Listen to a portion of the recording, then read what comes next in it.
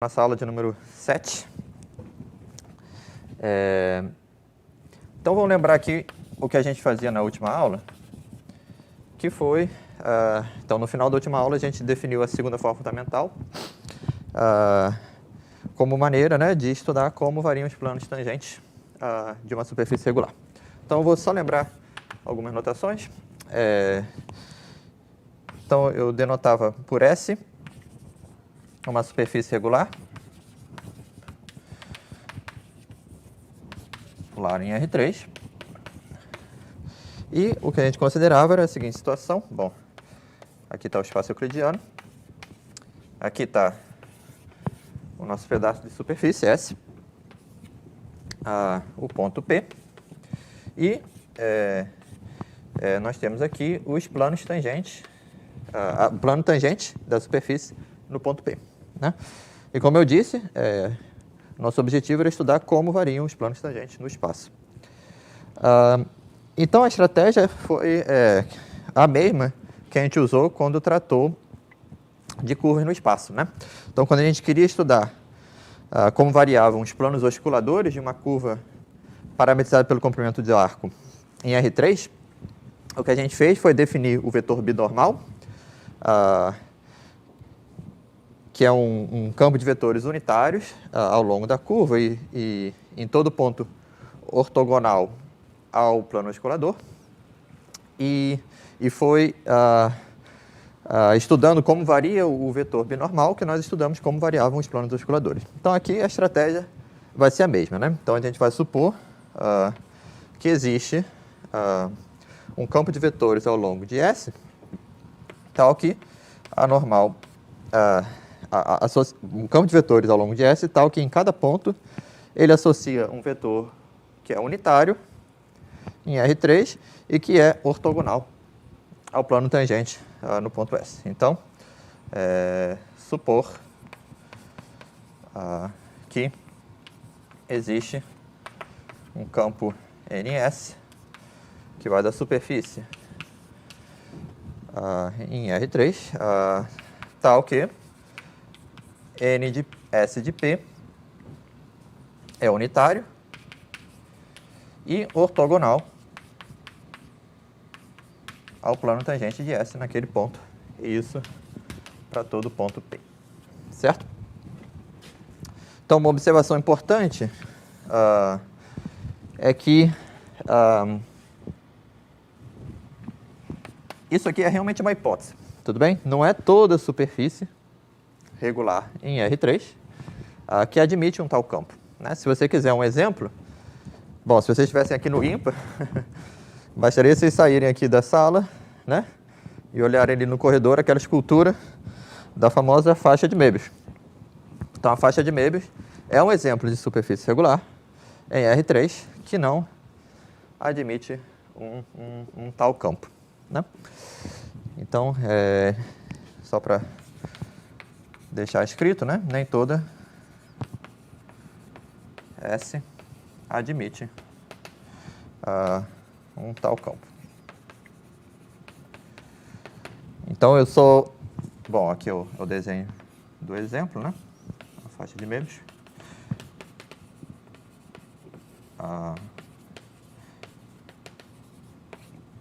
E a demonstração que a faixa de Möbius não admite um tal campo está, por exemplo, no livro do Manfredo. Mas o ponto aqui é que, para a discussão, né, essa hipótese aqui é facilitadora, certo? Então, então é por isso que eu vou fazê-la. E depois nós vamos discutir certas noções que, na verdade, não dependem da existência ou não desse normal unitário. Bom, então, como nós vimos na última aula, a gente pode entender a aplicação normal como uma aplicação da superfície na esfera unitária em R3 centrada na origem, a esfera euclidiana, que eu vou denotar S1, 0, a esfera de 1 centrada na origem. Então,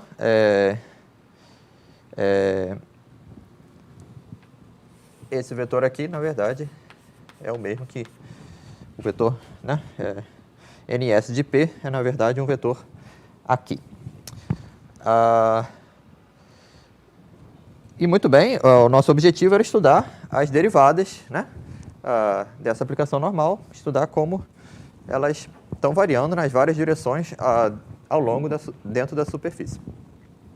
Então, a gente considerou a derivada da aplicação normal de Gauss.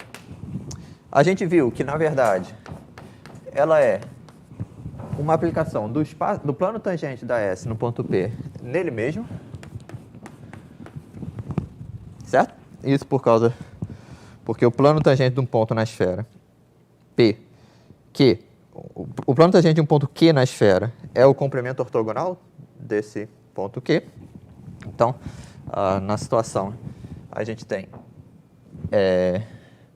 que esse plano, né, o plano tangente de S no ponto P, é justamente o complemento ortogonal do NS de P, por definição do NS de P.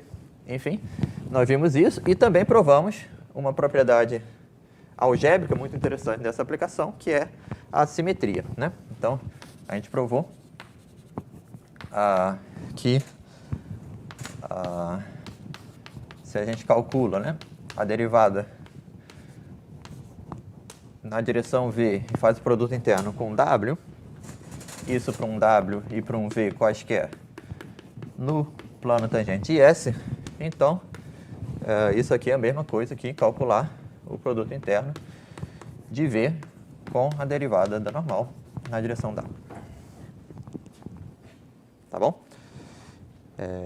Então, esse operador é um operador autoadjunto. Muito bem. E, finalmente, a gente definiu a segunda forma fundamental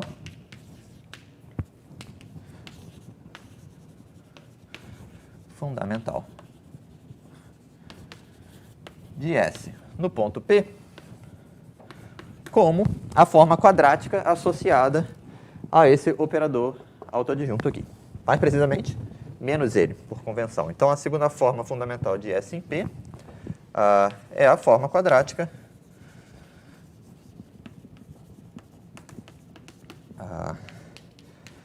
que eu vou denotar 2 de P. Então, ela pega um vetor V no espaço tangente de S e manda em menos a derivada da normal no ponto P, aplicado em V, vezes o próprio vetor V. Tá bom? Então, essa é a segunda forma fundamental. Então, só para ver se como anda a nossa intuição, vamos tentar calcular aqui qual é a segunda forma fundamental em dois exemplos. Os exemplos mais simples, que são os próprios planos e as esferas, certo? Então, no caso do plano,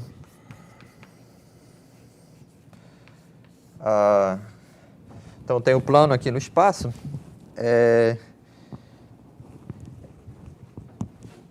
imediato verificar, né, que a gente pode escolher como campo normal unitário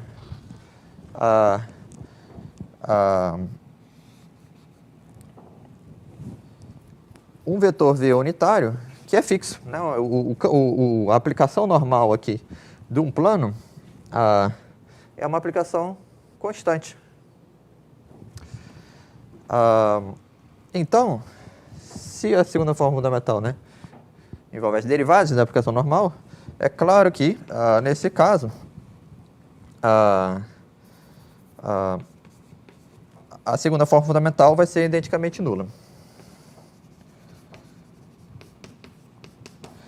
Então, nesse caso, isso aqui é igual a zero para todo P em S e para todo V em TPS. Tá bom?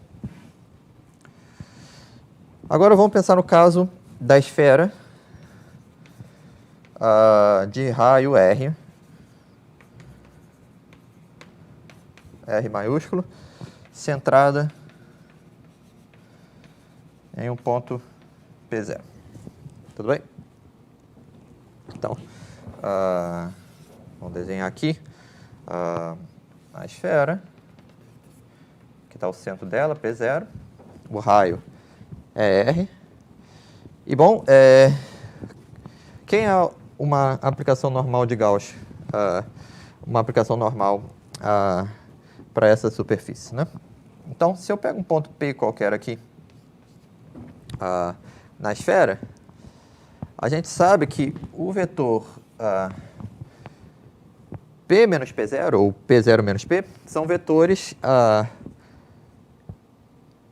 que são ortogonais ao plano tangente da esfera no ponto P, né? É como eu disse ali atrás, né? O plano tangente da esfera nesse ponto P é o espaço vetorial que é ortogonal a essa reta ligando o P0 a P. Então, é muito fácil achar quem é a aplicação normal de Gauss. Ela vai pegar um ponto P na esfera, de raio R centrado em P0, e vai mandar no ponto... bom, a gente tem sempre duas escolhas, né? Eu vou escolher a normal que aponta para dentro da esfera. Ou seja, eu acho que vai ser P0 menos P divididos por R, de maneira que esse vetor aqui seja realmente um vetor unitário, tá bom? Então, esse aqui é a aplicação normal de Gauss. Agora, qual é a derivada disso? Bom, observe que essa função aqui é a restrição à esfera, a superfície que a gente está considerando, de uma função que é suave no todo R3. Então, a derivada é a derivada dela do R3 restrita aos vetores que são tangentes à esfera. Então, não tem mistério aqui qual é a derivada disso, né? Eu estou derivando a função que pega P e manda em P0 menos P dividido por R. Ou seja, é a função que pega um V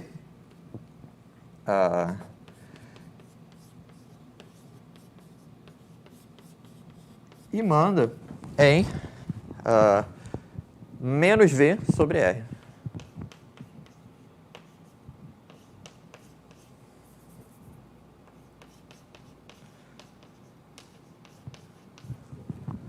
Tudo bem? Derivei aqui, compus aqui multiplicar por menos a identidade, fiz uma translação, dividi por R, então é imediato calcular essa derivada. Logo, quando eu calculo a segunda forma fundamental, na direção V, o que eu obtenho é, então tem esse menos aqui, com esse menos aqui fica mais 1 sobre R, e aí o produto interno do vetor V com ele mesmo. Tudo bem? Então, é algo interessante aqui, né? Lembrando a definição da primeira forma fundamental, que é a restrição do produto interno euclidiano aos planos tangentes da superfície, o que a gente estabeleceu aqui foi uma igualdade entre a segunda forma fundamental e um múltiplo da primeira forma fundamental, certo? Então, isso aqui vale para todo P na esfera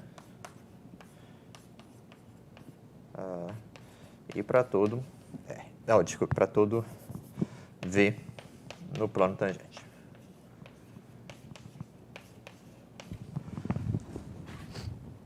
Tá bom? Então, isso é interessante, né? Quer dizer, de acordo com essa medida aqui de como variam os planos tangentes. Bom, no caso do plano, a gente vê que ela não varia, né? Então, isso está coincidindo com a nossa intuição. E no caso da esfera, a gente vê que em qualquer direção que eu analise a variação do normal, eu sempre obtenho o mesmo valor da segunda forma fundamental, né? Isso também é intuitivo, dada a simetria da esfera. E outra coisa intuitiva é a dependência do raio, né? Quanto maior o raio, menos curvada a minha esfera se parece. Tá bom? Então, até o fim da aula, a gente vai provar, a gente vai tentar caracterizar, né? quem são as superfícies cujas segundas formas fundamentais ou são identicamente zeros ou são múltiplos constantes da primeira forma fundamental, tá? Mas isso é daqui a pouco. Muito bem, uma última coisa que eu preciso fazer é fixar uma notação para a expressão da segunda forma fundamental em coordenadas. E isso é parecido com o que a gente fez com respeito à primeira forma fundamental, né? Então, em coordenadas, ou seja, dada uma parametrização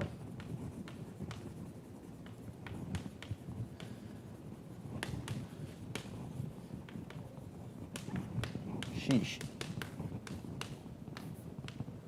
de uma vizinhança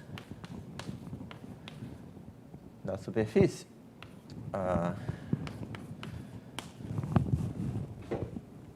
digamos, onde o ponto P na superfície é o ponto que corresponde por x ao ponto Q, no aberto U, né? Então, no ponto Q, a gente pode definir os seguintes números, né? Então, primeiro é minúsculo, calculado em Q, que vai ser o produto interno, menos o produto interno, certo? Vai ser a segunda forma fundamental calculada no vetor coordenado dx du. Ou seja, vai ser dnsp aplicado em dx du no ponto Q, produto interno com dx dv, não, desculpe, dx du, nele mesmo, né? Então, aplicado dx du no ponto P, tá bom? Então, esse é o primeiro número. O segundo número é o f minúsculo no ponto Q, que é menos a derivada normal de S. Agora, é a segunda forma fundamental aplicada, bom, é a polarização dela, né? Quer dizer, eu vou escrever aqui que ela é, então, é a derivada na direção do primeiro vetor coordenado, produto interno com a derivada da parametrização com o segundo, produto interno com o segundo vetor coordenado, certo?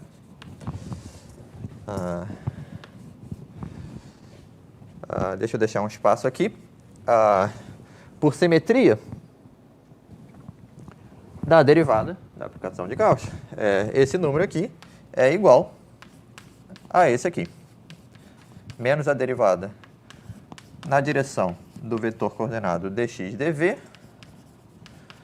produto interno com a derivada do x na direção u, que é o primeiro vetor desse sistema de coordenadas, tá? E agora a última definição é do número g minúsculo no ponto Q, que é a segunda forma fundamental calculada no vetor dx dv. Certo? Muito bem, então essas três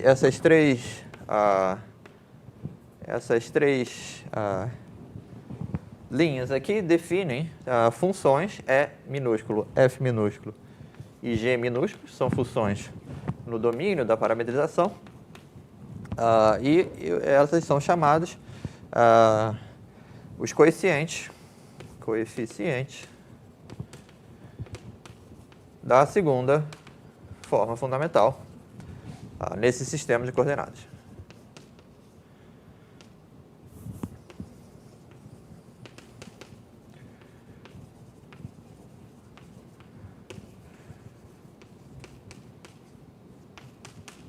Tudo bem?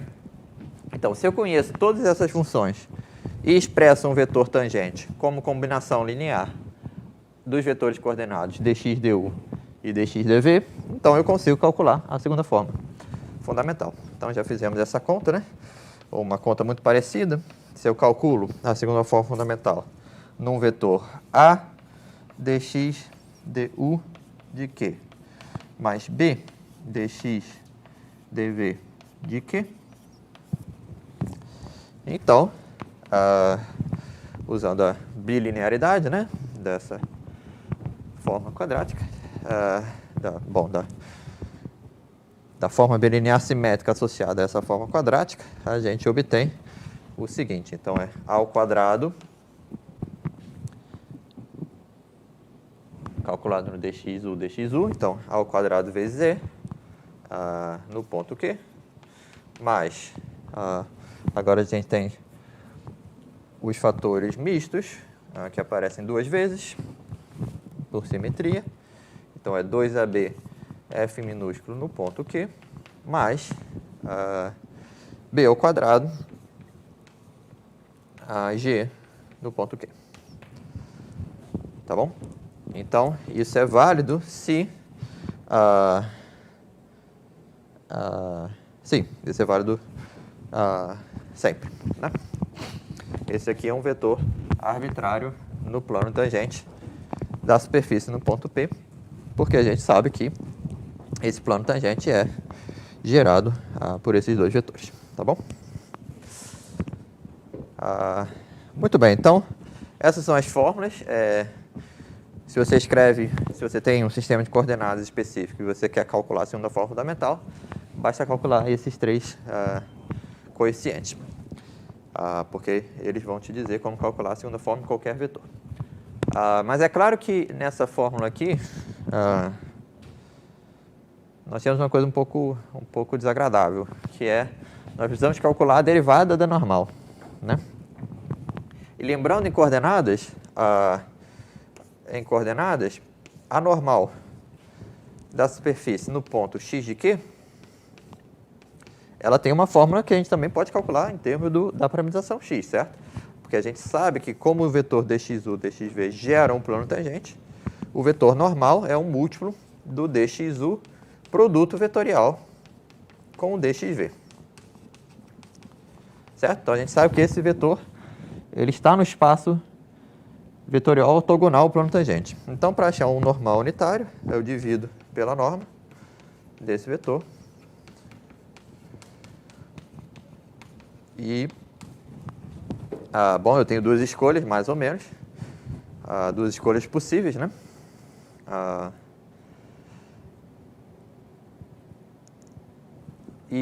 Bom, isso depende da escolha que eu fiz a princípio, porque uma vez que tem um campo de vetores normal unitário, como esse, uma vez que tem né, tem exatamente dois. Ele e menos ele. Tá, então por que eu estou fazendo esse comentário? Agora observe essa fórmula aqui. Para calculá-la, eu precisaria calcular a derivada disso, né?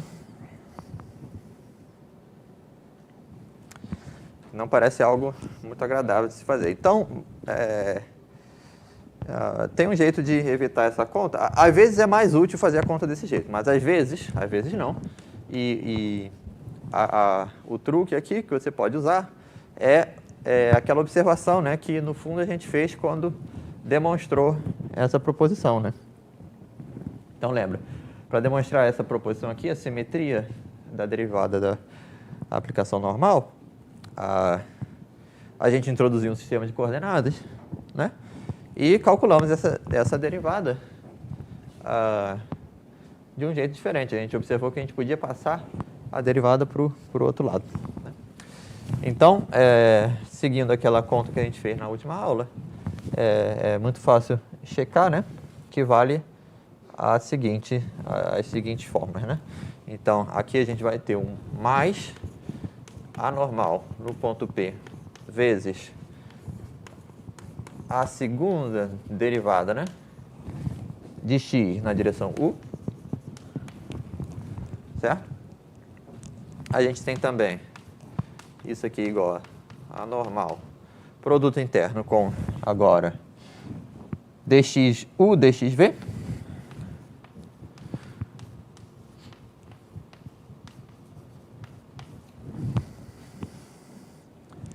E isso, por causa da suavidade de x, é o mesmo que d2x dV, du, certo? Tanto faz a ordem.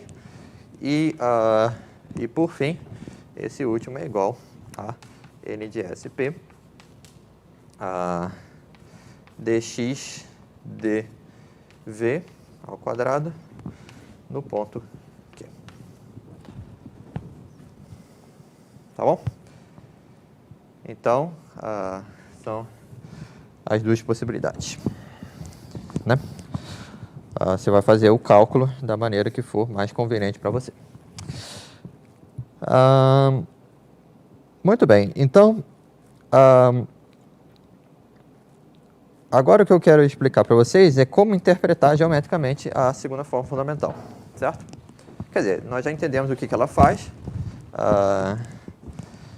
mas ela é um objeto razoavelmente complexo, né? Porque ela está medindo como variam as normais em muitas direções e talvez seja interessante extrair algum resumo, né, dessa informação.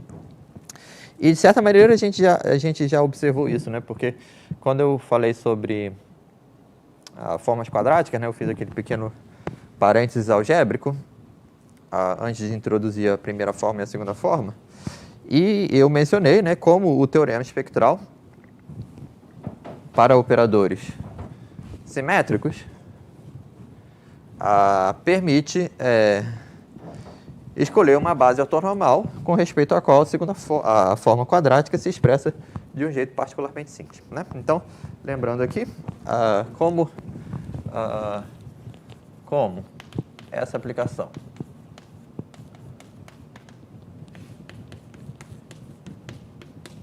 que vai desse espaço vetorial com produto interno nesse espaço vetorial com produto interno é autoadjunto,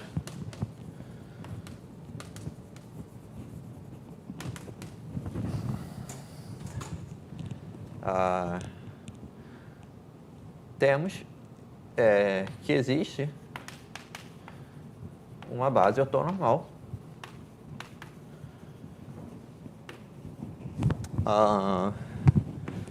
W1, W2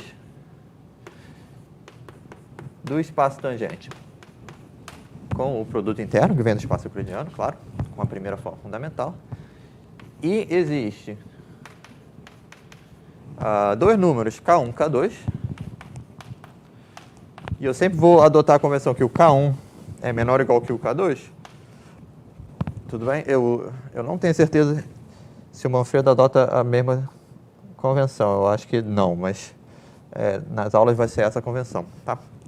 O K1 é menor que o K2, são números reais, tais que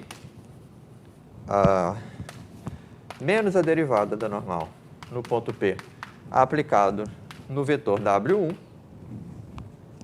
é igual a K1 vezes W1. Tá bom? E menos dns de P vezes W2 é igual a K2 vezes W2, certo? Então, do ponto de vista algébrico, é muito simples o que está acontecendo aqui, né? W1 é um autovetor dessa aplicação linear associada a esse número, K1, e W2 é o autovetor associado ao autovalor K2 dessa aplicação linear aqui, certo?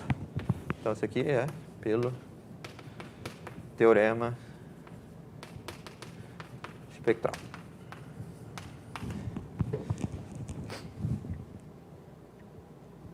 Tudo bem? Então, vamos usar aqui uma terminologia a partir de agora.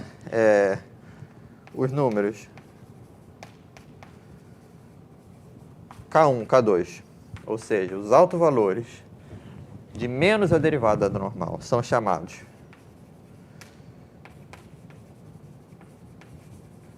curvaturas principais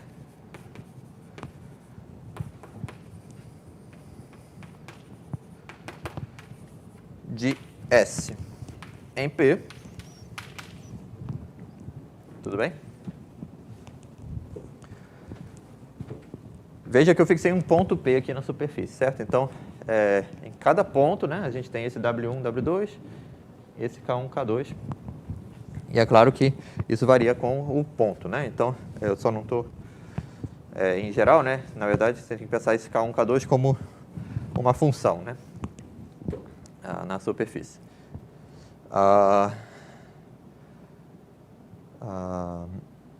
Certo. E os vetores W1, W2 definem as direções principais de S em TPS, certo? Então, no plano tangente de S, temos aí dois vetores ortogonais unitários, W1, W2, e os espaços gerados por esses vetores, né? Os vetores que pertencem ao espaço gerado por W1 e os vetores que pertencem ao espaço gerado por W2 são todos eles, né? Quando não nulos, determinam uma direção principal de S na superfície. Tá bom?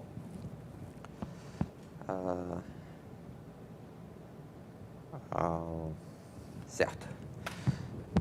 Certo. Então, do ponto de vista algébrico, né, esses dois números parecem ser, né, um bom resumo, assim, né, do que é a segunda forma fundamental. E agora eu quero interpretar geometricamente tudo isso, certo? O que é a segunda forma fundamental e o que são esses números.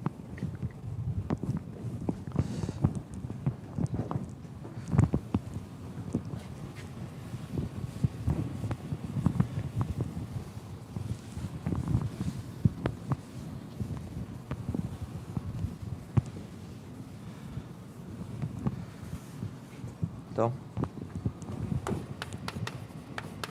interpretação.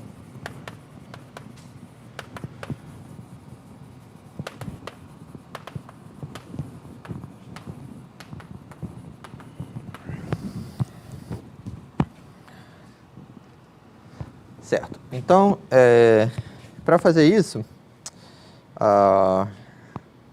eu vou introduzir uma definição que se refere a curvas dentro da superfície. Tudo bem? Então, eu tenho aqui a minha superfície. Vou supor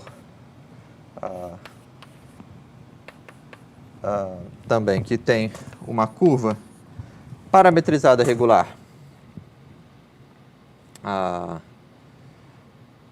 cujo traço está contido dentro da superfície, certo? E cujo traço passa aí num ponto P dado. Então, por simplicidade aqui, esse intervalo vai conter origem, né? E esse ponto P... Bom, não precisa, desculpa. Então, vamos pensar assim mesmo. Então, aqui eu tenho esse ponto alfa de S. A curva está dentro da superfície, então, quando eu derivo, né, ao longo desse caminho, eu obtenho vetores que são tangentes da superfície naquele ponto. Então, esse vetor aqui pertence ao plano tangente da superfície. Em qual ponto? No ponto alfa de S. Tudo bem? Certo. Então, vamos escrever aqui o que eu desenhei. Então, eu tenho S, superfície regular.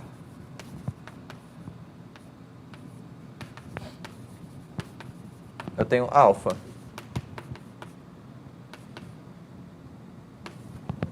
uma curva parametrizada pelo comprimento de arco e cujo traço está em S. E bom, o que eu quero propor como definição agora é a definição da curvatura normal dessa curva dentro de S. Então, a gente sabe, né, como curva dentro do R3, a gente mede a curvatura fazendo o quê? Calculando a norma da segunda derivada da curva parametrizada pelo comprimento de arco. Certo? Então, a informação está na segunda derivada. Bom, quando a gente tem a curva dentro de uma superfície, né, é claro que o espaço R3 se decompõe de uma maneira específica, né? Quer dizer, eu tenho o plano tangente à superfície, onde mora o vetor tangente à curva, e eu tenho um complemento ortogonal. Então faz sentido geométrico, né? Talvez decompor a segunda derivada da aplicação alfa em termos da componente normal dela e da componente tangente com respeito à superfície, certo? Então, o que a gente vai fazer é definir aqui a curvatura normal de alfa no ponto S é o número Kn de S, que é igual ao produto interno da normal à superfície no ponto alfa de S com a segunda derivada de S.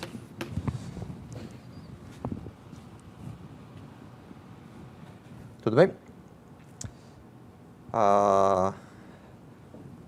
Então, esse número aqui, eu acho que ele já tem uma boa justificativa geométrica, né? Em termos da geometria dessa curva alfa e da decomposição, né, do espaço R3 em termos do tangente do normal à superfície. Agora vem o lema, né? Então, qual é a interpretação geométrica da segunda forma fundamental? Lema, ou proposição, não sei. Talvez proposição. Qual é a proposição?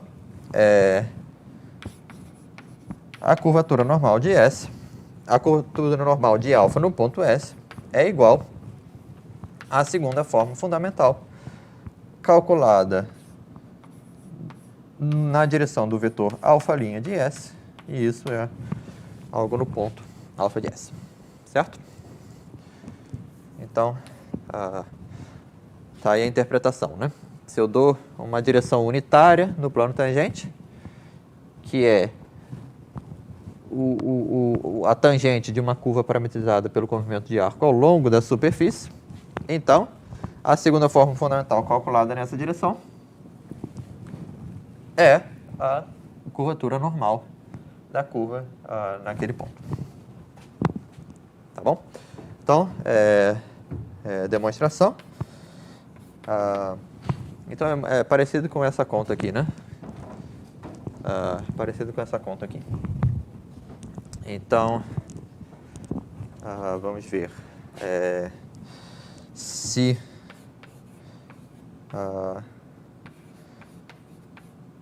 eu tenho isso aqui, né, que é a minha definição da curvatura. Então, Kn de S é igual a N de S, alfa de S, alfa duas linhas de S. Eu posso passar a derivada, né, para o outro lado, usando a regra de Leibniz. Então, isso é igual a derivada desse produto interno entre a normal no ponto alfa de S na direção alfa' de S, certo? Então, essa derivada aqui é primeiro vezes a derivada do segundo, que eu já escrevi. Falta a derivada da primeira vezes o segundo. Calculada, bom, produto interno com alfa' de S. Certo? Então, o que a gente vê aqui? A gente vê o produto interno de um vetor normal à superfície com um vetor tangente à superfície. Isso para todo S, né? Então, essa função aqui, na verdade, ela é constante, igual a zero. Por maior razão, a derivada dela é identicamente nula. E aqui, o que a gente vê? A gente vê a derivada da normal composta com a curva alfa, né? Pela definição da derivada da normal como aplicação linear, essa derivada aqui, dessa função a um parâmetro, é a derivada da normal no ponto alfa de S aplicado ao vetor tangente a essa curva aqui, alfa de S, que é o vetor alfa' de S. Tá bom? Então, aqui é a definição de derivada de uma função na superfície. E aí acabou, né? Acabou porque isso é exatamente a segunda forma fundamental da superfície na direção alfa' de S no ponto alfa de S. Tá bom? Então tá aí porque que eu adotei essa convenção, né? De incorporar, né, esse sinal de menos na definição da segunda forma fundamental. Tudo bem? De maneira que essa proposição seja válida.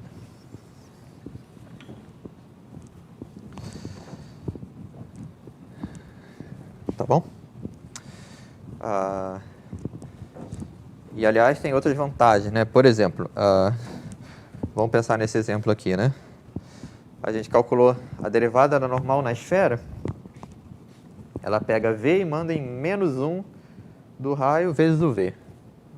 Ou seja, menos a derivada da normal, pega V e manda em 1 sobre R vezes V. Ou seja, menos a derivada da normal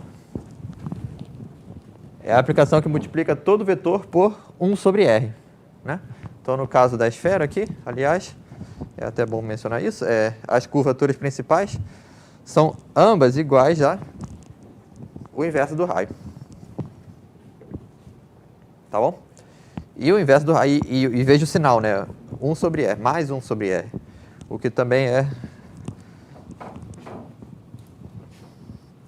Bom, talvez intuitivo, né? Porque a gente escolheu a normal apontando para dentro e em vista dessa definição aqui, né? O sinal, né, tem a ver onde está apontando esse vetor, né?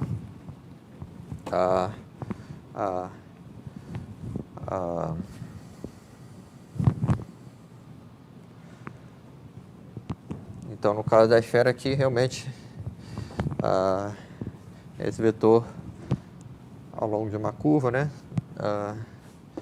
aponta para dentro, né? Então, com o normal escolhido para dentro, o sinal vai ficar positivo. Tá bom? Certo. Então, nós temos essa proposição e vamos tirar mais uma consequência dela. Vamos tirar mais uma consequência dela, que é uma consequência também bastante interessante e que tem a ver com olhar essa fórmula aqui de duas maneiras diferentes, né? Porque observe,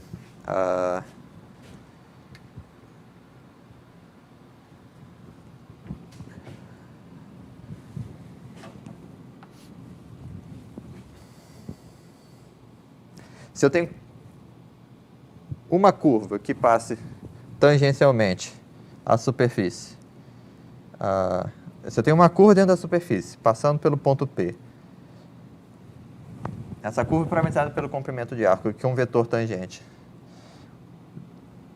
V, um vetor unitário, no plano tangente do ponto que a gente está olhando, né? Esse número aqui, que vai ser 2 de PV, ele não depende da curva. Certo? Então, por outro lado, é claro que esse aqui depende da curva. Então, a observação, né, o corolário dessa proposição é que se alfa e alfa tilde, digamos, definidas nesse intervalo, são curvas parametrizadas pelo comprimento de arco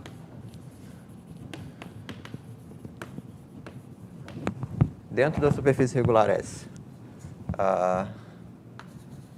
e tais que ambos passam pelo mesmo ponto, e tem a mesma direção, ambos passam pelo mesmo ponto P, e passam por aquele ponto com a mesma velocidade, o mesmo vetor tangente, que é um vetor unitário, né? Que a curva está representada pelo comprimento do arco. Então, essas curvas têm a mesma curvatura normal nesse ponto, tá bom? Então, alfa e alfa tilde tem, né, a mesma curvatura normal em zero. A saber, qual o número? A segunda forma da superfície no ponto P na direção P. Tá? Então, isso é uma propriedade curiosa. E ela, de certa maneira, permite também uma interpretação geométrica muito boa do valor K1 e K2 das curvaturas principais. E é isso que eu quero mostrar para vocês agora. Então, vou fazer um desenho aqui, novamente, em R3. A gente tem a nossa superfície S. A gente tem o ponto P. A gente tem o normal que a gente escolheu, N de SP. E a gente tem, a gente escolhe, né, um vetor V, que é um vetor unitário no plano tangente da superfície naquele ponto. Tá bom?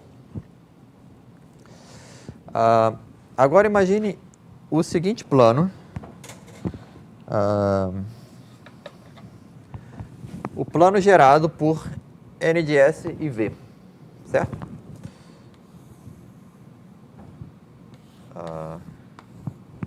Então,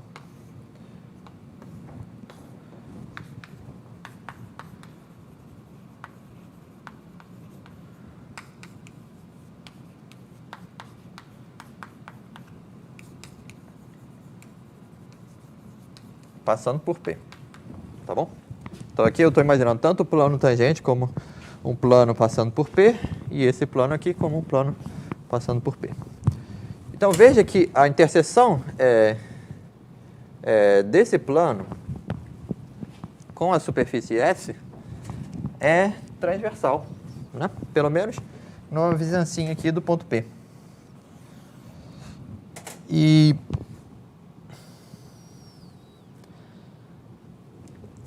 bom, isso é uma coisa que você pode mostrar rigorosamente usando o teorema da função implícita, mas quando a gente tem uma interseção transversal entre superfícies,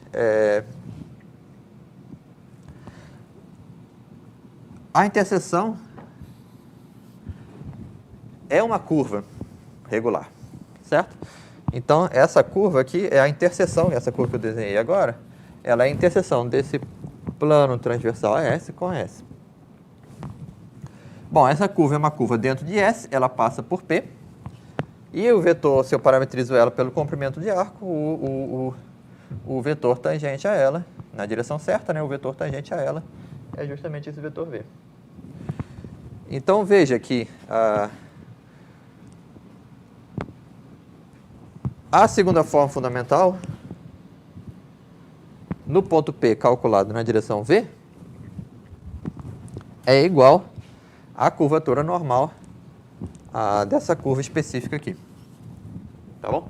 Isso, aliás, poderia ter sido a minha definição. E se em vez de álgebra e, bom, a derivada normal, eu tivesse começado com esse desenho aqui e falado, a segunda forma fundamental calculada no V é a curvatura normal dessa curva específica aqui, nesse ponto, então eu teria definido o mesmo objeto.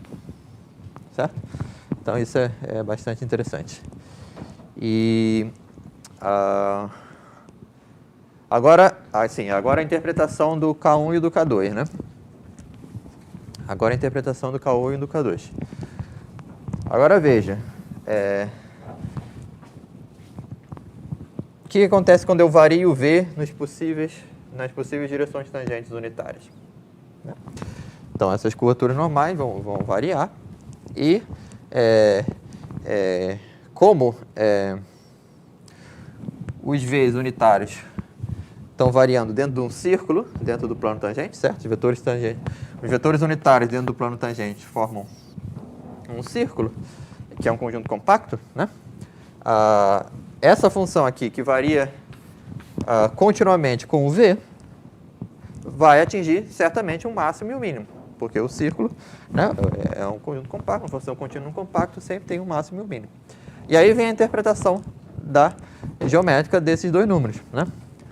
Como eu vou escrever agora, vou mostrar, o K1 é a menor curvatura normal dessas curvas, e o K2 é a maior curvatura normal dessas curvas. Tá bom?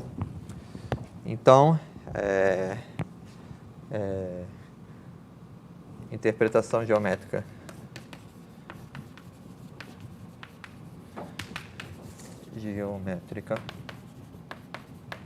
de K1 no ponto P e K2 no ponto P.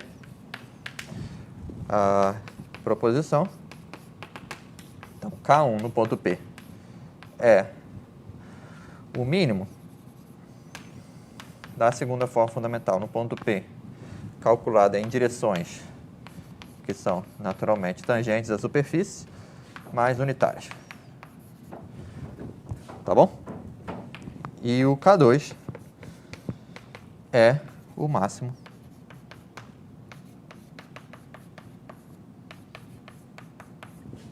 do mesmo número, no mesmo conjunto de vetores unitários pertencentes à superfície.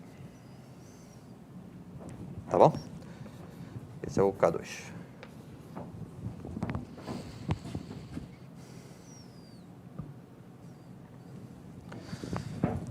Muito bem.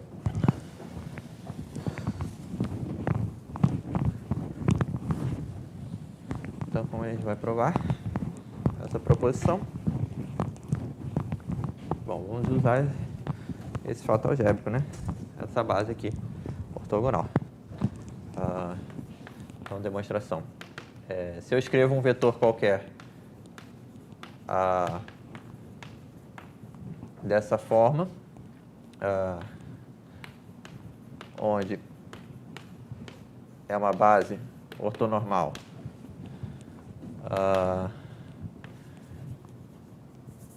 que diagonaliza a derivada da normal,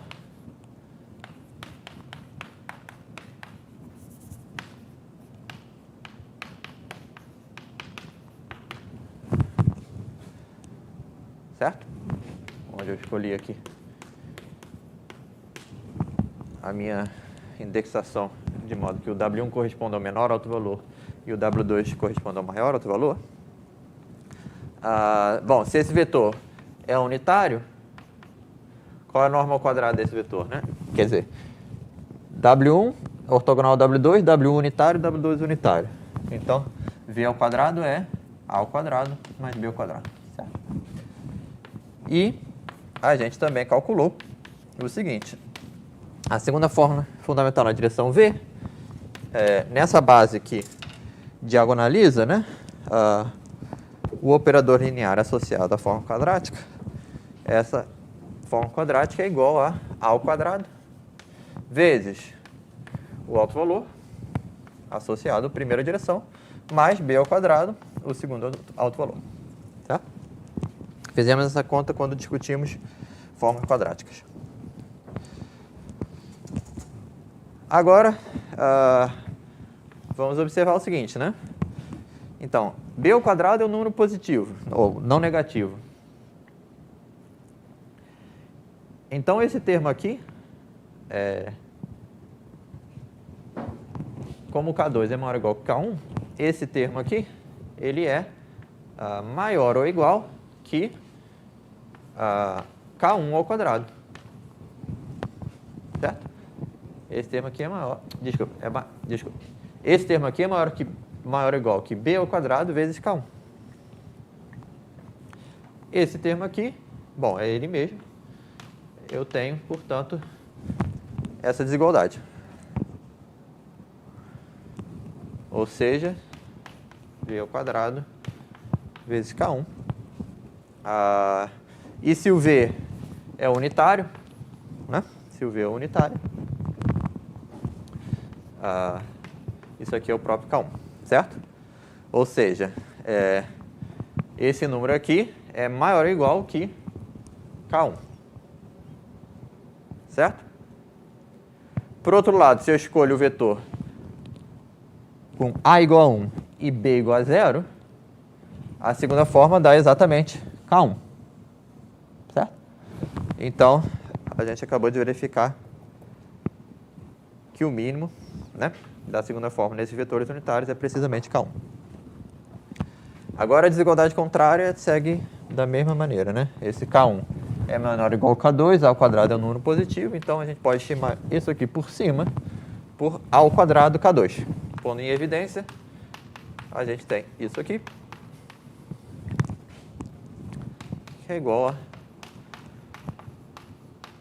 ao k2. Certo? E novamente, né, se eu escolho aqui como direção o vetor W2, o valor dele, da segunda forma nesse vetor, vai ser o número K2. Então, K2 é uma cota superior, ótima aqui, para a segunda forma fundamental. Tá? Então, só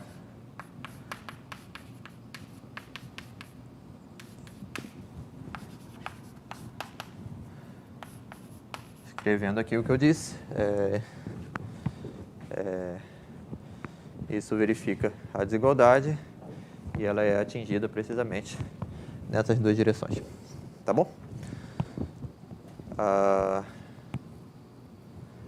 Muito bem. Então é isso. Então temos uma interpretação geométrica bem interessante da primeira forma fundamental, da segunda forma fundamental e das curvaturas principais, né? Novamente, eu poderia ter definido esses dois números, né, usando essa figura aqui, né? Ou seja, K1 eu defino como o mínimo das curvaturas normais dessas curvas aqui que eu obtenho intersectando o plano gerado pelo normal e pelo vetor dado V. Então, é o mínimo dessas curvaturas normais dessas curvas. E o K2 é o máximo dessas curvaturas. Mas observe que essa definição não deixa óbvio, né, que esse máximo e esse mínimo são atingidos em direções ortogonais entre si, certo? Então, esse foi um conhecimento que veio aqui do teorema espectral. Então, isso aqui foi útil a saber, tá bom? Ok, então, muito bem, eu acho que agora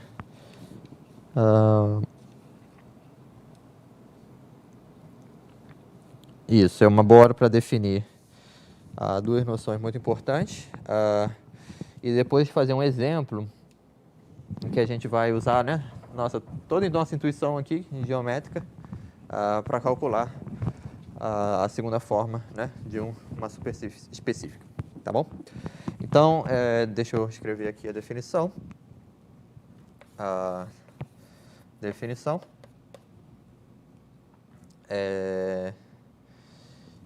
Eu vou observar o seguinte, né, quer dizer, da segunda forma fundamental, a gente extraiu esses dois números, que são, de certa maneira, bastante característicos, né? E, de fato, se eu conheço esses dois números e conheço as direções principais, então eu reconstituo a minha derivada normal, eu reconstituo a minha segunda forma fundamental. Então, eles aqui são um resumo, né, da segunda forma fundamental, mas são dois números. Eu posso tentar resumi-los ainda mais, né, do ponto de vista algébrico, né? Então, do ponto de vista algébrico, eu acho que é natural considerar as duas seguintes definições, né? Então, a primeira é a curvatura média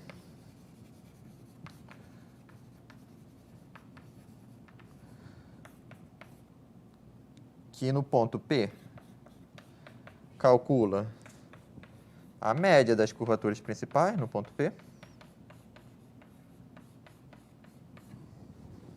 Tudo bem? A curvatura gaussiana, que é outro tipo de média. Bom, quadrado de outro tipo de média, a gente pode tomar a média geométrica e tomar o quadrado dela. Ou seja, o produto das curvaturas principais.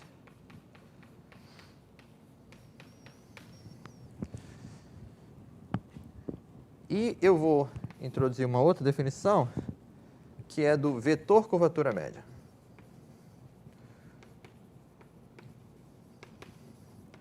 Tá? Então, agora é um vetor em R3. Esse aqui é um número, esse aqui é um vetor. E qual é o valor desse vetor?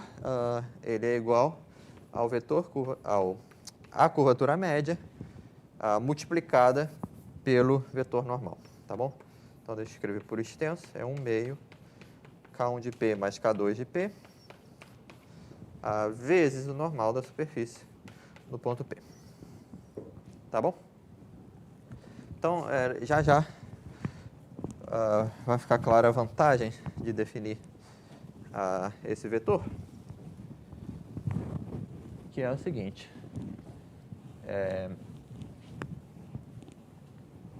Que é a questão da dependência, né, dessas definições da escolha que a gente fez do campo normal. Tudo bem? Então, observação. Se a gente troca n de S por menos n de S, o que acontece com os sinais dos objetos que a gente definiu, né? Então, a segunda forma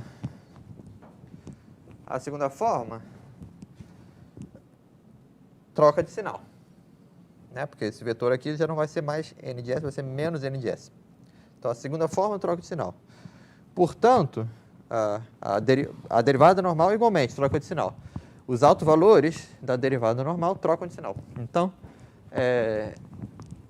todos esses objetos aqui, segunda forma em P, K1, K2 e, portanto, o H trocam de sinal. Certo? Porque K1 e K2 trocam de sinal individualmente, a soma aqui vai trocar de sinal.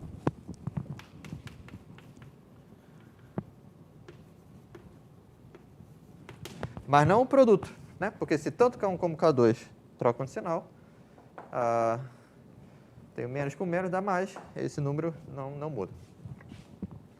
E aqui também não muda, né? Porque esse número vai ser multiplicado por menos 1, mas o normal também foi multiplicado por menos 1. Então, K e H não trocam desse não. Agora, lembre-se, qual é a ambiguidade envolvida na escolha do normal? É justamente se você escolhe uma direção ou menos essa direção, certo? Então, essa é a única ambiguidade. Se essa ambiguidade aqui não afeta a definição do K e do H, né? Do vetor, curvatura média, H vetorial, então, esses objetos aqui, faz sentido defini-los? Faz sentido definir esses objetos mesmo quando não existe um campo normal unitário ao longo de toda a superfície. Tudo bem? Logo, K e H estão bem definidos em quaisquer superfícies. Superfícies regulares em R3.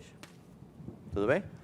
Então, de novo, por quê, né? Porque se eu escolho na vizinhança desse ponto o normal apontando para cima, nesse desenho, e faço todas as contas que eu fiz, né? Calculei a derivada, tudo isso só depende da informação aqui nessa vizinhança, né? Então, posso fazer só nessa vizinhança. Então, eu fiz as contas, encontrei o valor para cá, encontrei o valor para esse vetor aqui.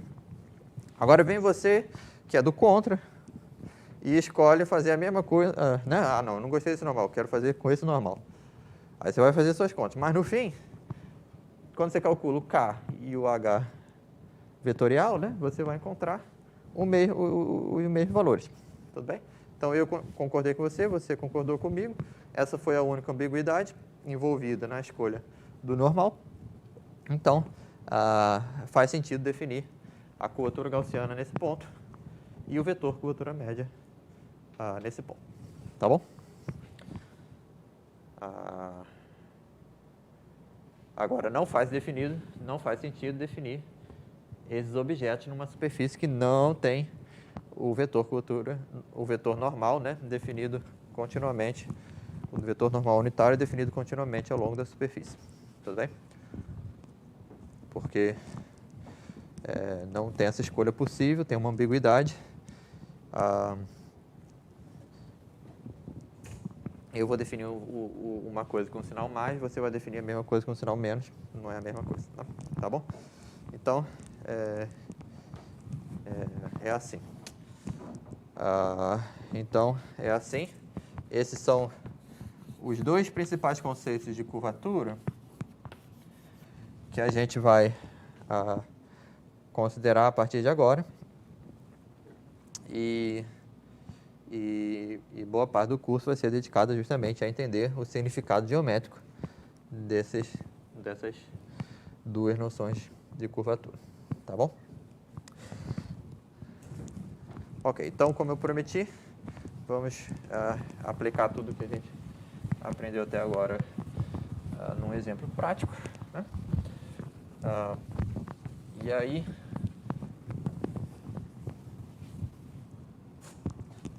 a gente vai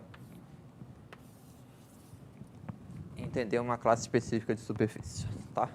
Então, a superfície que eu quero considerar é S igual ao cilindro.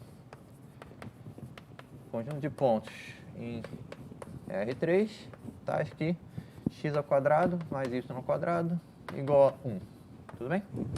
Então, esse aqui é o plano XY. Eu tenho o cilindro. Cilindro reto, né, sobre o círculo de raio 1 centrado na origem. Essa é a minha superfície S. E eu quero calcular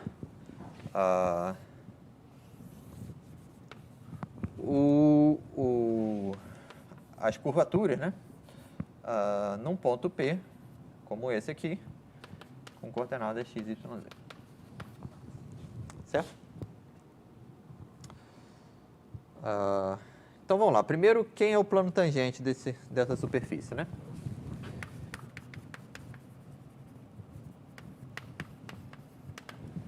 Bom, para determinar o plano tangente, eu preciso determinar quem são as retas, as tangentes, né?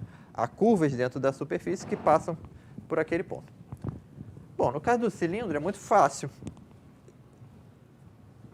porque por cada ponto tem duas curvas muito distinguidas passando por aquele ponto. Tem a reta vertical e tem o círculo horizontal naquela altura. Tudo bem? Então, o plano tangente é o plano gerado pelo tangente às retas verticais e tangentes ao círculo, que, bom, as tangentes ao círculo são bem fáceis de calcular. Então, por exemplo, nesse ponto aqui,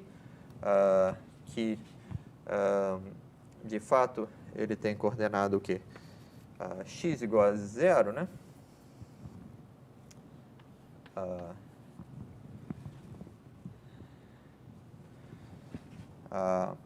Deixa eu manter aqui o ponto qualquer, né? Então, a gente tem a direção tangente à reta vertical, que é o vetor canônico E3, e a gente tem a direção ortogonal ao círculo, que é o J desse vetor aqui, né? Já fizemos essa conta. É a rotação, né, desse ponto do plano por 90 graus ou no sentido horário ou no anti-horário, tá bom? Dependendo de onde orienta a curva. Eu oriento assim, de modo que, nesse ponto específico aqui, né, o vetor tangente seja o vetor coordenado E1 na direção x. Tá bom, agora eu sei o plano tangente. Se eu sei o plano tangente, eu também sei o normal, né? Tem duas escolhas, eu vou escolher essa aqui. Então, ela vai pegar x, y e z no cilindro e vai mandar no produto vetorial desses dois vetores aqui. Então, mais uma vez, se você lembra a geometria do círculo, né? O normal ao círculo é menos o próprio ponto que está no círculo, né? Então, eu acho que não vai ser muito difícil para vocês justificarem, né, essa escolha aqui, tá bom? Então, essa escolha, o normal, aponta para dentro.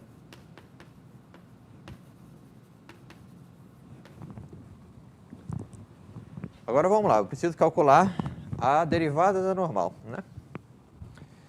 E para calcular uma derivada normal numa direção dada, basta eu escolher uma curva naquela direção, né, tangente àquela direção, restringir a normal àquela direção e calcular a derivada ao longo dessa curva. Então aqui também é fácil fazer isso, né? Por exemplo, como eu sei que por cada ponto passa essa reta vertical,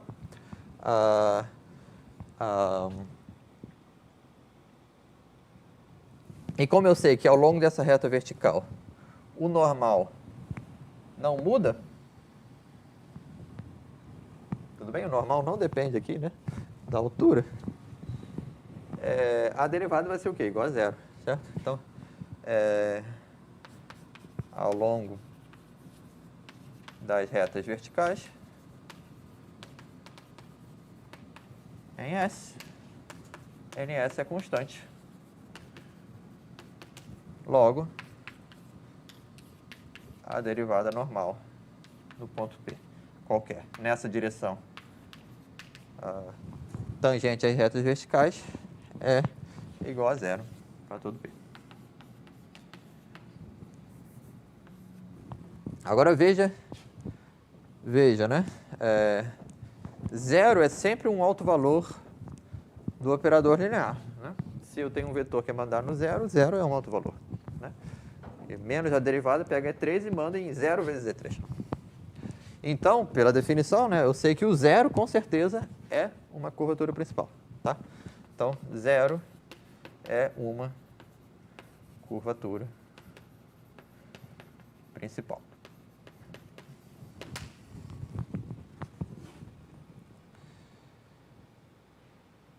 Tudo bem? E veja que isso é mais forte do que a segunda forma ser zero na direção, né? Porque a segunda forma ser zero numa direção é que o produto interno, né, dessa derivada com o próprio vetor é zero. Mas aqui eu estou falando, a derivada mesmo é igual a zero. Aí sim. Então, nesse caso, o zero é uma curvatura principal. Agora, qual é a direção, outra direção que a gente precisa olhar para calcular a curvatura, a outra curvatura principal? Bom, a outra curvatura principal está na direção associada a um vetor que é ortogonal ao primeiro, né? Porque se a direção E3 é uma direção principal, a outra direção principal é ortogonal a ela, certo?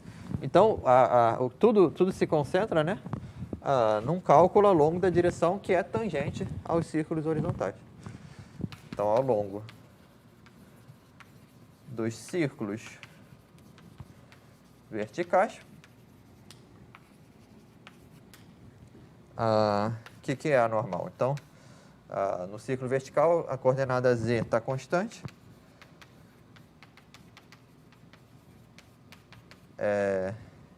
Eu estou derivando menos a identidade, né? Então, menos a derivada em qualquer direção é igual. Então, se eu estou derivando menos a identidade, isso aqui é menos a identidade, mas com esse sinal de menos, isso é mais a identidade, certo? Então, isso para todo V pertencente a T séries. Aí pronto, achei a outra curvatura principal, né? O alto valor, achei um outro alto vetor para essa transformação linear aqui, menos a derivada normal. O autovetor é um autovetor associado ao autovalor 1.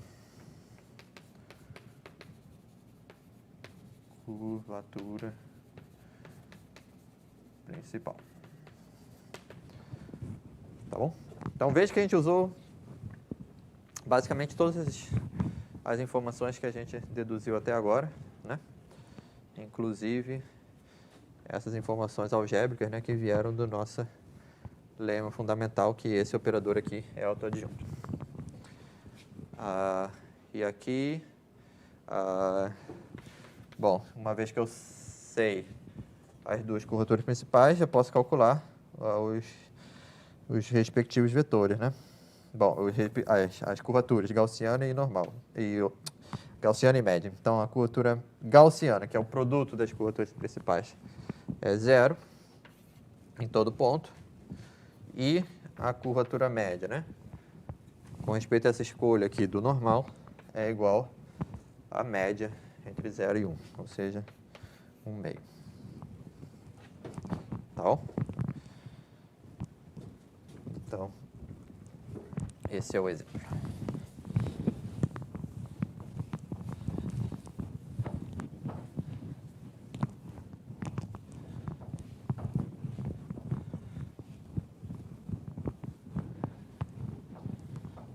Então, esse exemplo é muito bom de pensar nele, porque, como eu disse, né, veja que a gente não fez quase nenhuma conta, né? A gente não fez quase nenhuma conta porque a gente desenvolveu a teoria um pouquinho, o suficiente para identificar várias características da segunda forma fundamental, né? E às vezes, né, se a sua superfície é particularmente simples, como um cilindro, né? Um cilindro é um caso particular de uma superfície de rotação. Estou rodando aqui ao redor do eixo Z, a reta vertical. Então, em casos simples como esse, às vezes é possível fazer uma análise como essa, tá bom? Talvez não dê para calcular exatamente os valores das curvaturas principais em cada ponto, mas pelo menos você sabe quem são as direções principais, e isso já ajuda você a se concentrar nas direções que são mais importantes para o cálculo da segunda forma fundamental. Tá bom? Tá bom, então agora eu quero, acho que vai ser a última coisa que eu vou fazer na aula. Eu quero voltar para aquele exemplo, né, que a gente viu, do plano e da curvatura, do plano e da esfera. O que a gente observou que era especial naqueles casos é que a segunda forma fundamental era um múltiplo da primeira forma fundamental, né? Então, eu vou definir a seguinte noção. Então, essa é a superfície regular.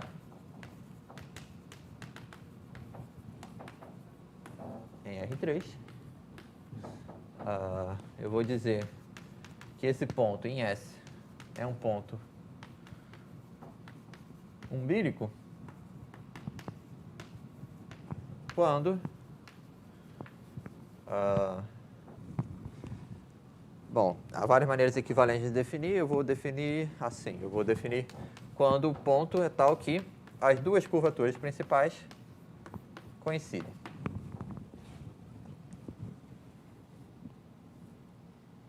Tá bom?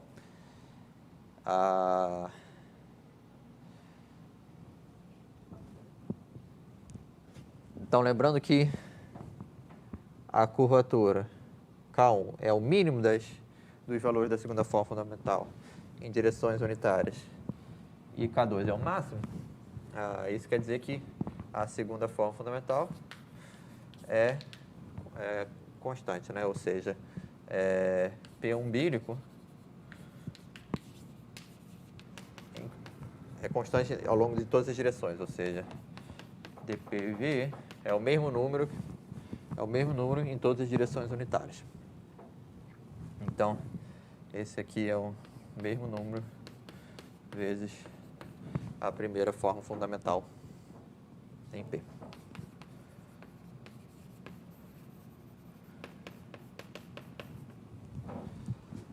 Certo? E veja aqui que essa definição não depende da superfície se admitir o campo normal unitário ou não. Né? Porque se eu mudo n de S por menos n de S, eu mudo o sinal disso aqui, mas a igualdade se mantém. Né? Então, essa definição faz sentido para todas as superfícies regulares em R3. Agora, eu vou definir uma superfície como umbílica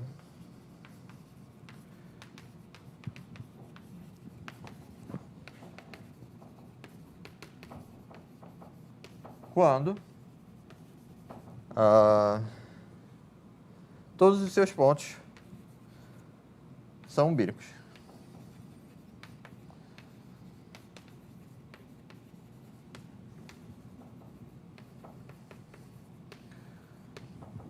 Então, já vimos alguns exemplos, né?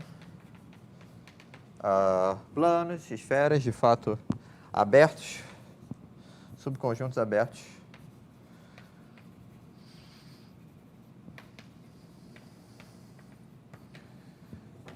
De planos e esferas.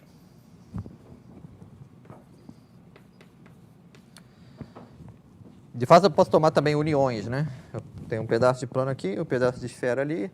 Essa união é uma superfície regular, se esse plano e essa esfera são disjuntos. E é claro que eles satisfazem a condição de todos os seus pontos serem umbílicos. Muito bem. Então, agora vem o teorema.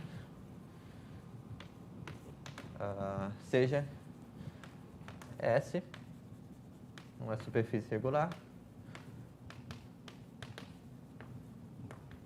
em R3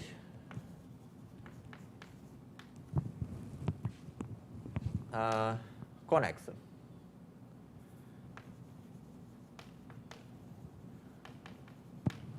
Tá bom? Então, conexa. Evitando assim aquele exemplo que eu acabei de falar, né? A união de um plano com uma esfera disjunta desse plano. Então, se eu tenho uma superfície regular conexa, se S é umbílica, então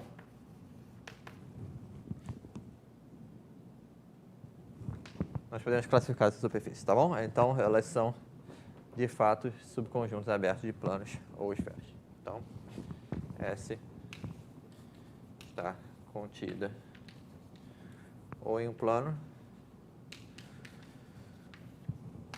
ou em uma esfera.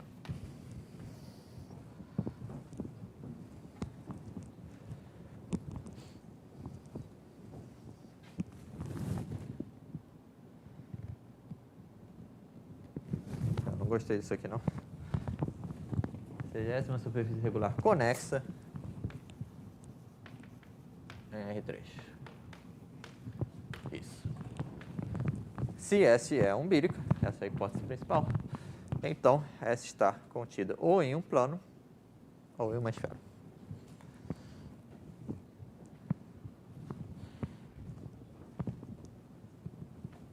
Muito bem, então vamos demonstrar agora esse teorema.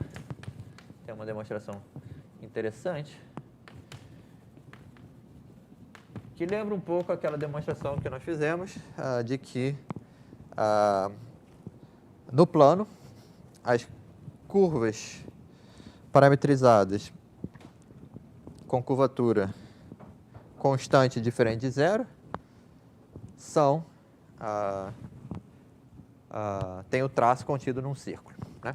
E as curvas parametrizadas no plano que tem curvatura identicamente zero estão contidas em retas, né? Então, num certo sentido, a gente já está generalizando aquela... Bom, essa é uma generalização de dimensão mais alta daquela proposição, certo? Sobre a hipótese aqui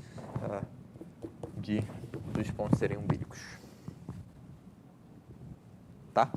Então, vamos fazer a demonstração. Então, ela tem duas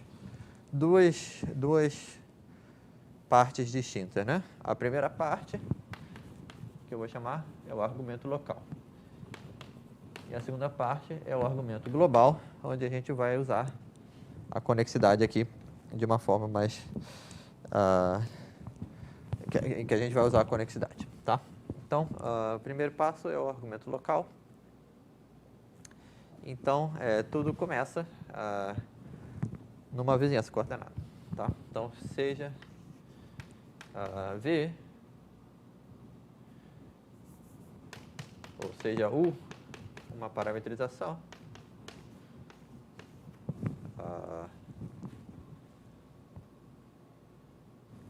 deixa eu só começar de um jeito ligeiramente diferente, só para ficar mais claro aqui. Então, dado um ponto P em S, um ponto P qualquer, seja X uma parametrização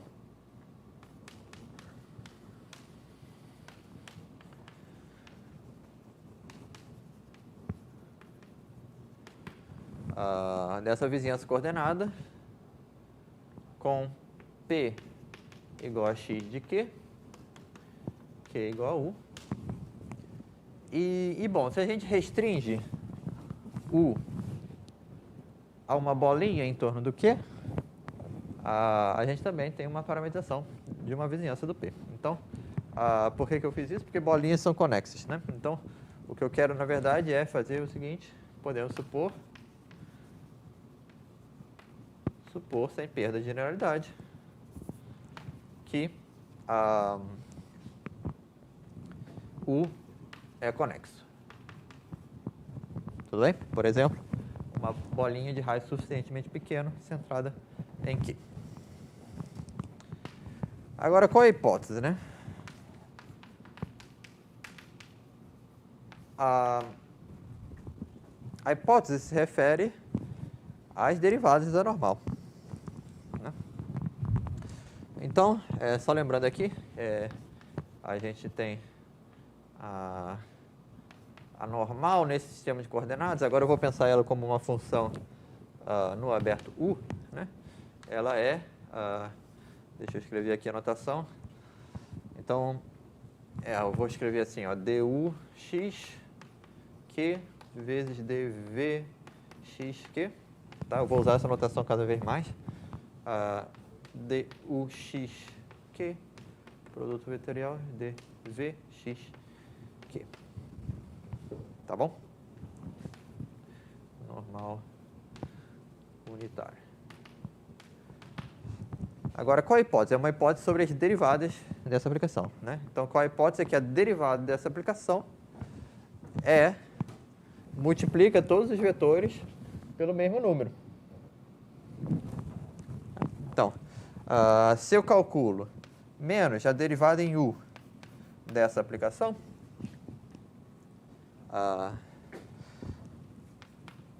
isso vai ser igual. Você pode pensar assim, né? Isso é a derivada de n de s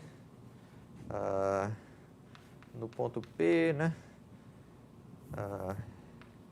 Isso calculado no vetor coordenado dxu, produto interno com... Bom, isso aqui, né? Isso aqui. E por hipótese, isso aqui é um certo lambda vezes o próprio vetor dxu. Igualmente, a derivada na direção v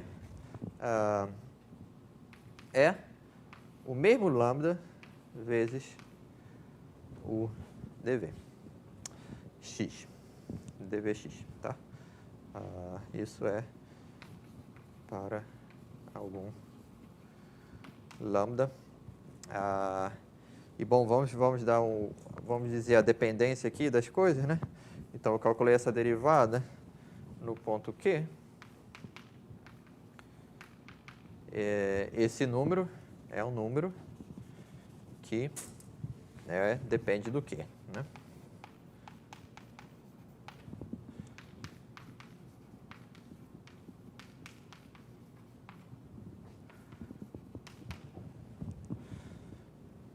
Certo?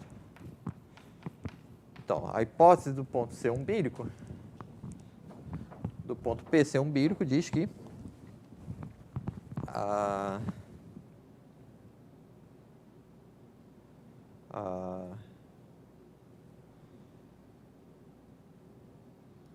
a derivada normal multiplica todos os vetores por o mesmo fator. Então, isso que eu escrevi aqui. Eu só parei um pouquinho porque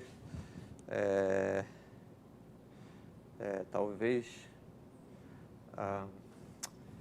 isso não é tão importante. Desculpe, a anotação aqui. Vamos colocar aqui um P0 que eu fixei, e ele corresponde a um Q0, tá? Porque aqui eu quero fazer a observação, né? Porque não é só... Eu estou supondo que todos os pontos são umbílicos. Então, isso aqui vale para todo Q, né? Para todo Q pertencente a U, vale isso aqui. Tá bom? A derivada normal multiplica todos os vetores por um mesmo fator. Em particular, multiplica os vetores da base formado pelos vetores coordenados dxu e dxv. Muito bem, uma coisa que não é clara a partir da hipótese é qual a dependência do lambda em função de quê, né? Então, eu sei que para cada ponto existe um número. Isso define uma função. Mas eu não sei se essa função é contínua ou não. Bom, a priori, a hipótese não me diz nada sobre isso. Então, eu preciso verificar, né? Se eu quero, talvez, derivar essas equações, eu preciso verificar primeiro que o lambda é uma função suave. Mas observe que isso não é tão difícil, né? Por exemplo, se eu pego essa primeira equação aqui, faço o produto interno com dx du, eu vou obter aqui um lambda q vezes dx du, essa é a norma ao quadrado dx du, que eu sei que é um número diferente de zero. É uma parametrização, né? Esse vetor coordenado é não nulo. Então, eu posso passar dividindo. Então, fazendo isso que eu acabei de falar, faz o produto interno disso com dx du e divide pela norma do dx du ao quadrado, a gente escreve o lambda da seguinte maneira. Então, é menos du n s de q, o lambda no ponto q é menos o produto interno do du ns de q com o dux, divididos por duxq,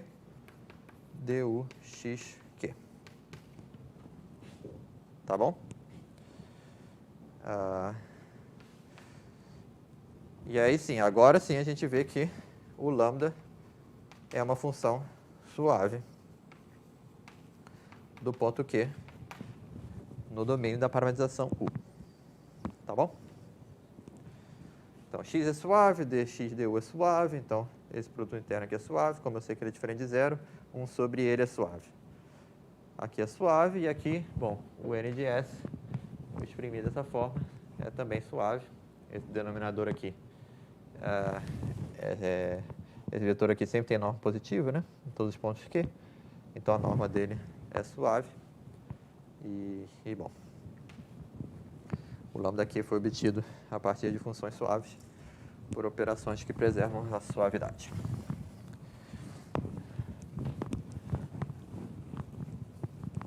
Muito bem, agora sabendo que o lambda é suave, a gente pode derivar o lambda, né? Então, a gente pode derivar essas equações aqui, por exemplo, né? Então, deixa eu derivar essa primeira equação aqui primeiro, né? Eu vou derivar na direção V, tudo bem? Eu vou derivar a primeira equação na direção V e a segunda equação na direção U. E aí a ideia vai ser, por que isso, né? Porque eu vou poder, talvez, cancelar alguns termos, porque as derivadas segundas comutam, tá? Então, a primeira derivada em V vai dar o quê? Então, deixa eu começar desse lado aqui, né? Derivada em V desse produto é dv lambda vezes dux mais lambda vezes dv dux, certo? Isso é igual a menos dv du n.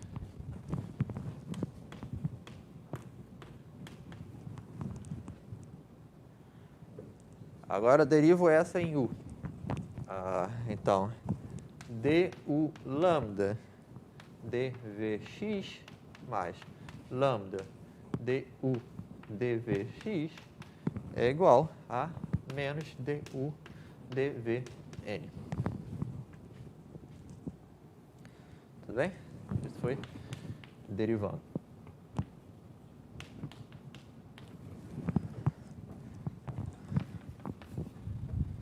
E agora estamos prontos a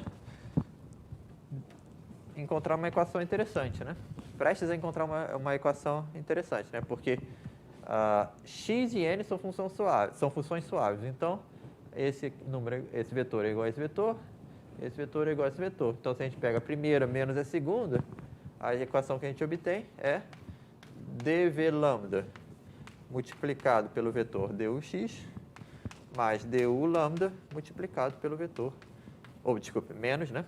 Menos esse, né? Isso é igual a zero. Tá bom? Agora, em cada ponto Q, a gente acabou de escrever o zero como uma combinação linear dos vetores dux do quê? Dvx do quê? Mas dux e dvx, em todo ponto Q, formam um conjunto linearmente independente, né? Faz parte da definição do que é ser uma parametrização. Logo, se eu escrevo zero como combinação linear, né? Desses vetores LI, os coeficientes têm que ser iguais a zero. Então, dux dvx LI, isso implica que dv lambda igual a du lambda igual a zero em u. Agora u é conexo. A função lambda é uma função suave em u, cujo gradiente, cuja derivada é identicamente zero. Logo, lambda é constante.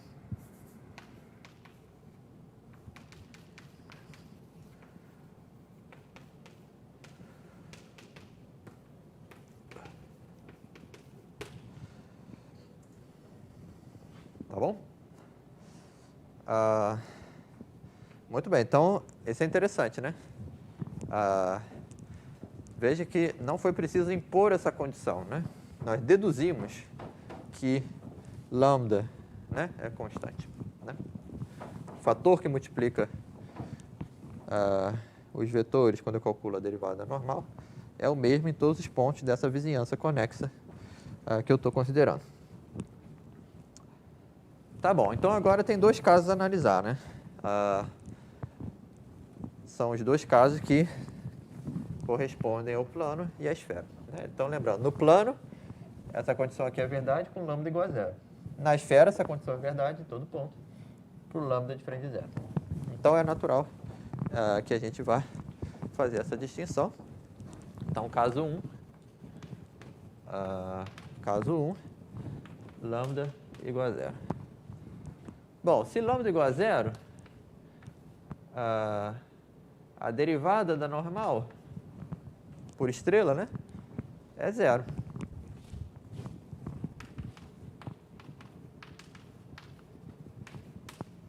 É zero nesse aberto conexo. Então, o n é constante.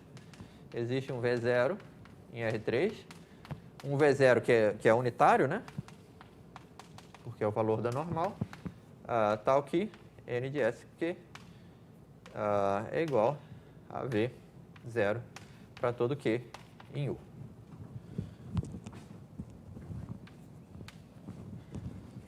Tá bom? Então, já estamos nos aproximando de uma superfície que, como o plano. O plano é tal que a normal é uma constante. Vamos ver se isso aqui implica que a superfície está contida num plano. Então, para ver quem é o plano, né, que é o candidato a conter a superfície, é um plano que é ortogonal ao vetor V0. Então, o que eu preciso fazer é calcular aqui o x, né, os pontos da parametrização, a produto interno com o V0. Eu quero mostrar que isso aqui é constante. Então, se eu calculo du disso, vamos ver, esse aqui é constante, então é dux V0. Mas V0 é o valor da normal naquele ponto. Então, aqui eu tenho o produto interno do vetor tangente, dux, com o vetor normal, a superfície. E isso é 0. Analogamente, dvx com V0 é igual a 0. E isso em u conexo. Ou seja, essa função aqui, dxv, que tem derivada 0 nesse conexo, é constante.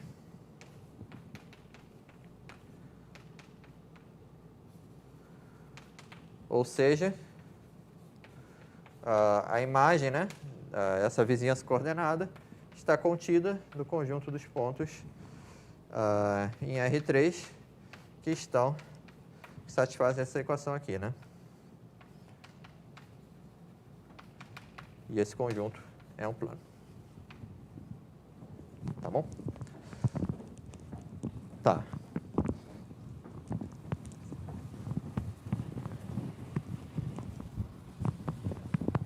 Já estamos quase acabando a demonstração. Vamos ver então o caso lambda diferente de zero, né? Então, o caso lambda diferente de zero, a nossa intuição é que a nossa adivinhação, né? O que a gente gostaria, né? Imagina que seja verdade, é que a superfície esteja contida na esfera, né? Esse seja o caso da superfície estar contida na esfera. Então, se a gente quer mostrar que algo é uma esfera, ou está contido numa esfera, a gente precisa de duas informações, né? A gente precisa saber onde está o centro da esfera e qual o raio dessa esfera. Então, a gente faz uma conta realmente muito parecida com aquela do círculo, né? Considere a função x mais 1 sobre lambda n.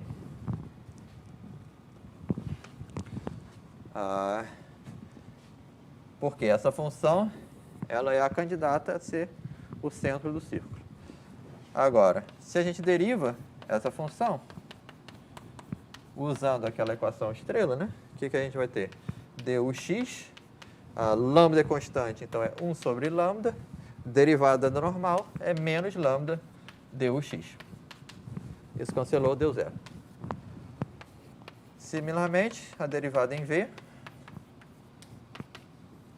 é dvx mais 1 sobre lambda menos lambda. Ops, aqui é o normal, né? dv vezes o normal. Desculpa, eu já derivei. Desculpa, já derivei a normal. Então, usei aquela equação, né? Aquela equação estrela. Houve um cancelamento aqui, eu obtive zero, certo? Isso aqui é no U conexo. Logo, isso aqui é constante. Então, x mais 1 sobre lambda ns é igual a um ponto P, zero. Ou melhor, agora eu te chamei aquele ponto lá de P0, né? P chapéu. Isso é em U. Agora, se eu calculo x de um ponto Q menos P chapéu, isso vai ser a norma de menos 1 sobre lambda, a norma do vetor unitário. Portanto, isso é esse número, que é uma constante. Bom, isso aqui vale para todo Q pertencente a U. Ou seja, o x de U está contido na esfera, né? Na esfera de centro P chapéu e raio 1 sobre o módulo de lambda. Então, eu andei um pouco rápido, mas realmente aqui esse pedaço da prova é realmente muito parecido com o que a gente fez quando a gente classificou os círculos.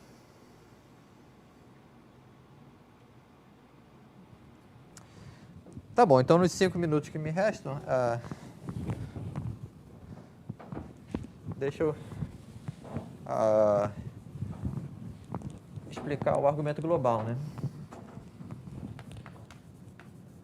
Então, o que a gente provou aqui, né? O que a gente conseguiu, né? Em que ponto nós estamos? O que a gente conseguiu? A gente mostrou que todo ponto da superfície, se a superfície é umbílica, a gente mostrou que todo ponto está contido numa vizinhança que ou está contido num plano ou está contido numa esfera, certo? Então agora eu vou argumentar que se a superfície S é conexa e satisfaz essa propriedade, então ou ela inteira está contida dentro de um plano ou ela inteira está contida dentro de uma esfera, certo? Porque nesse ponto, né, a princípio, nós não sabemos. Eu estou fazendo uma análise aqui nesse ponto P da superfície, está contido dentro de um plano. Aí eu fiz análise em outro ponto, né? Isso, está contido, pode ser que... Será que caiu nesse caso 2? Está contido numa esfera? E aí? Então eu vou mostrar que isso não acontece. E eu vou usar a definição de conexidade, né?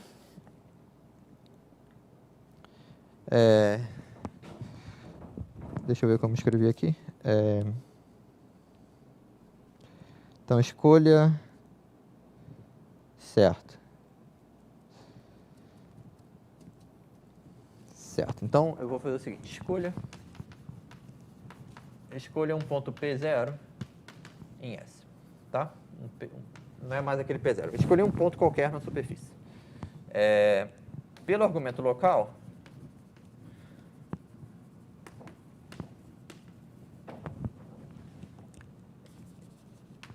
existe plano ou esfera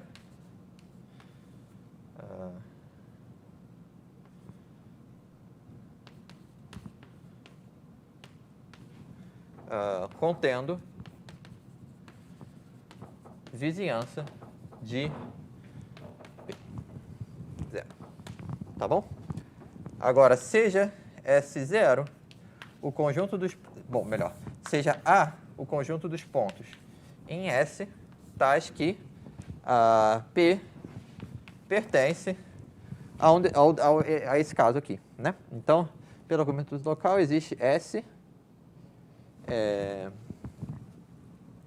existe plano ou esfera contendo vizinhança de P. Então, para escrever o conjunto A de maneira melhor, deixa eu escrever assim. Existe S0, que é plano ou esfera, certo? Contendo vizinhança de S0. Tudo bem, agora esse é um objeto fixo, né? Que eu encontrei fazendo o argumento local na vizinhança do ponto P0.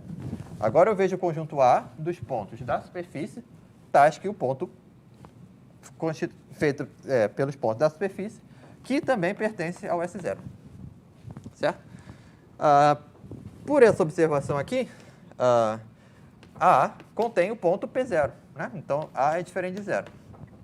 Agora, eu vou argumentar que o A é fechado e o A é aberto.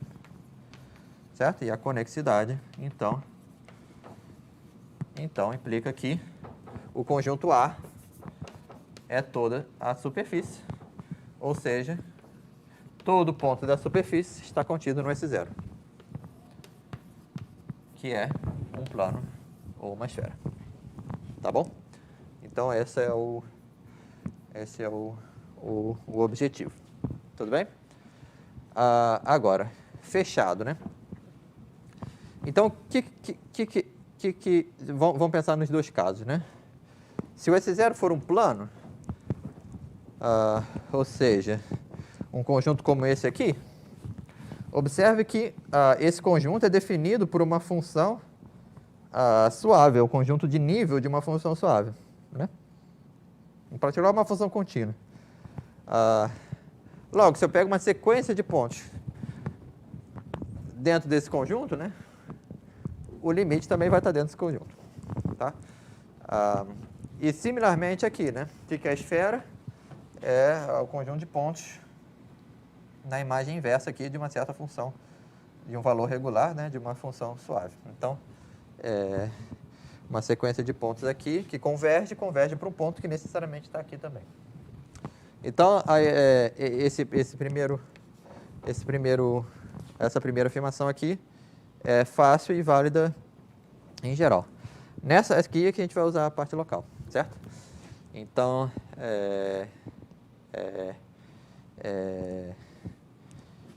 como é que é isso? Então, se P pertence a A, se um P tilde pertence a A, o argumento local implica a existência de uma vizinhança coordenada de P til que está contida ou num plano ou na esfera. Mas veja, o P tilde pertence ao conjunto A. O P tilde ele está num plano específico ou numa esfera específica, certo? Então, no argumento local aqui, não tem jeito. Então, todos os pontos na vizinhança ou vão estar no mesmo plano que contém o ponto P tilde, ou eles vão estar na mesma esfera que contém o ponto P tilde. Tá bom?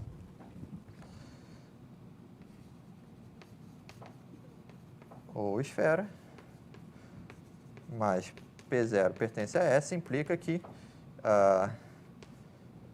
S é essa esfera. Tá bom? Então, é a parte local, né? É que tem uma disjunção aqui, você tem que pensar. Ou se um ponto está... É fácil ver que os casos são diferentes, né? Porque se o lambda é 0 para o ponto P tilde, né?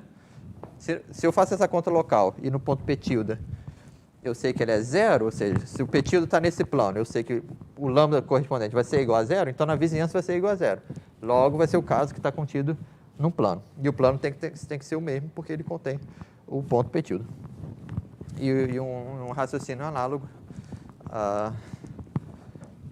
permite concluir a mesma coisa se for o caso da esfera. Tá bom? Então, é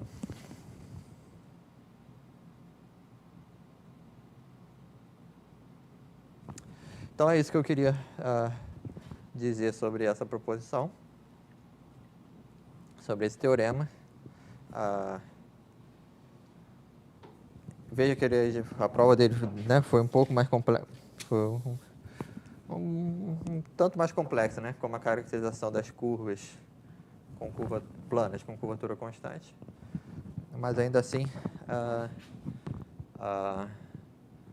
não foi tão complicado. Então, sugestão, tenta entender bem o argumento local, que ele é a parte, né, mais substancial do argumento, e o argumento global, tentem pensar aqui nesse argumento que eu esbocei, usando a definição de conexidade em termos, né, de qualquer partição do conjunto, um conjunto conexo é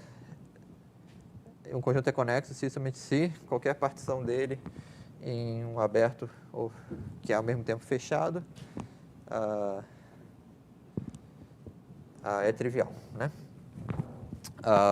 Mas você também poderia usar conexidade por caminhos, tudo bem? Porque, de fato, uma superfície é sempre localmente conexa por caminhos. Então, conexidade vale se somente se vale conexidade por caminhos, tá? Então, não sei, se tiverem mais dúvidas, podemos discutir na monitoria, tá bom? Então, obrigado, até a próxima aula, quarta-feira.